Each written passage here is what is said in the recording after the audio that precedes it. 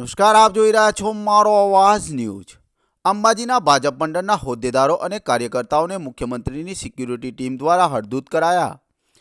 ભાજપના હોદ્દેદારો અને કાર્યકર્તાઓનું મુખ્યમંત્રીનું સ્વાગત કર્યા વગર જ પરત થયા। અંબાજી મંદિર દર્શન કરવા આવેલ મુખ્યમંત્રીનું સ્વાગત કરવા ગયેલ અંબાજી ભાજપ મંડળને અંબાજી મંદિરમાંથી હડધૂત કરાયા।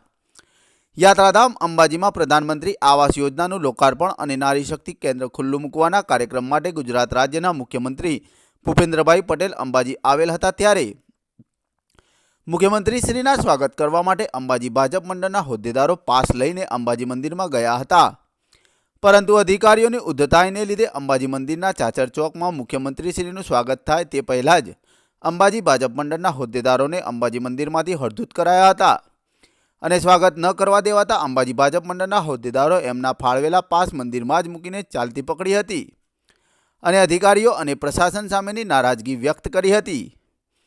અંબાજી મંદિરના ટેમ્પલ ઇન્સ્પેક્ટર પણ અંબાજી ભાજપ મંડળના હોદ્દેદારોને ઓળખતા નથી। રિપોર્ટર અરવિંદ અગ્રવાલ, અંબાજી।